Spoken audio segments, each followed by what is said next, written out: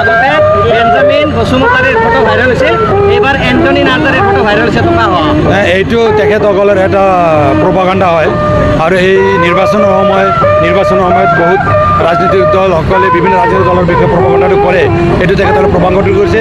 এতিয়া কথাটো হওক, আমাৰ দলত যিসকলে আহি কাম কৰিছে, আজিলৈকে যিমানসকলে কাম কৰিছে তাত একো আমি দেখা নাই। ছ'চিয়েল মিডিয়াত বিভিন্ন সময়ত বিভিন্ন কথাবিলাক ওলাই আমি দেখিছোঁ। দেখা নাই আজিও আমি ছ'চিয়েল মিডিয়াত দেখিছোঁ, মানে টকাৰ এজন ল'ৰাই টকাত শুই আছে, সেইটো আমি দেখিছোঁ। কিন্তু এনেকুৱা ঘটনাবিলাক আমি ভাল নাপাওঁ, আমি দুৰ্ভাগ্যজনক বুলি ভাবোঁ। কিন্তু আজিৰ সময়ত UPPLৰ নেতাসকলক যিসকলে মানে এনেকুৱা এটা অভিযোগ আনে, এইটো সম্পূৰ্ণভাৱে মিছা। আমাৰ দলত আজিৰ দিনত বহুত মানে লিডাৰসকল আহি আছে, তেখেতসকলৰ প্ৰিভিয়াছ ৰেকৰ্ডটো কি আছে আমি ইমান চাবলৈ নাযাওঁ। BTRৰ 35 লক্ষ মানুহক আগুৱাই লৈ যোৱাটো আমাৰ UPPL তথা BJP আজি চৰকাৰৰ দায়িত্ব। আজি অসমৰ মাননীয় মুখ্যমন্ত্ৰী মহোদয় যিধৰণে অসমক আগুৱাই লৈ গৈ আছে, আজিৰ এই সভাত আহি উপস্থিত হৈ উদ্দেশ্যি তেখেতে ৰাইজক যিধৰণে ভাষণটো আগবঢ়াইছে আৰু ৰাইজেও আমি জানো ইমান ৰাইজ ইয়াত ওলাই আছে, তেখেতক সমৰ্থন দিছে। গতিকে আজিৰ দিনত যিকোনো প্ৰপাগাণ্ডা আজি BPF বা কংগ্ৰেছে কৰক, আমাৰ একো ক্ষতি নহয়। তেখেতসকলৰ প্ৰপাগাণ্ডাত ৰাইজে ভুল নাযায়। আমি বিচাৰিছোঁ সমাজটো ভালকৈ চলিব লাগে, দুৰ্নীতিমুক্ত হ'ব লাগে। টকা পইচা কোনোবাই ক'ত হৈছে ক'ত উঠিছে এইটো আমি চাবলৈ নাযাওঁ। ইয়াত আমাৰ একো কথা নাই, আমাৰ দলৰ ইয়াত কোনো একো মানে নাই। আমাৰ ষ্ট্ৰেট ফৰৱাৰ্ড আমাৰ কথা। আমাৰ দলে চৰকাৰটো নিকাভাৱে আগুৱাই লৈ যাব বিচাৰিছোঁ। দলৰ প্ৰত্যেক কৰ্মকৰ্তাক ভালদৰে দলত থাকি ৰাইজৰ সেৱা কাম কৰি যাব, এইটো আমি বিচাৰিছোঁ।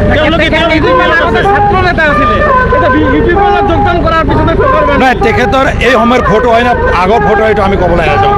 ফটোটোতো বহুত আগৰ ফটো, আজিৰ দিনত এইটো লৈ আহি আজি আমাৰ ছ'চিয়েল মিডিয়াত দিয়া হয়। বহুত কথা এই বেঞ্জামিনৰ কথা যি কৈছে আপোনালোকে, বেঞ্জামিনৰ কথাও আজিৰ ফটো নাই, বহুত বছৰ আগৰ ফটো।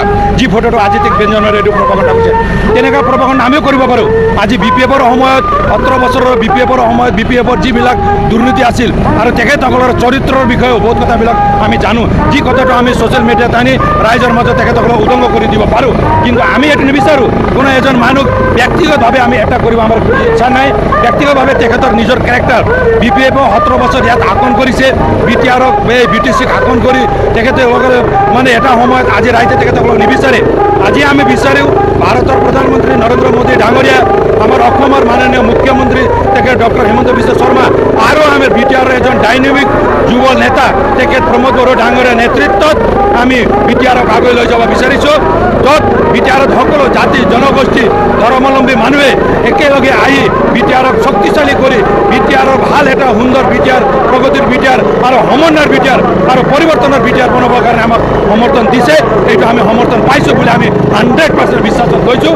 গতিকে তেখেতসকলৰ প্ৰপাগাণ্ডাটো ছ'চিয়েল মিডিয়াত আহক, পেপাৰত আহক, ক'ত আহক, ইয়াত আমাৰ ক'ব লগা একো নাই। তেখেতসকলৰ প্ৰপাগাণ্ডাই আমাক একো কৰিব নোৱাৰে। ৰাইজক আমাক বিচাৰিছে, ৰাইজে আমাক বুজিছে, ৰাইজে আমাক জানিছে আৰু ৰাইজে BPFৰ নেতাসকলকো ভালদৰে জানে।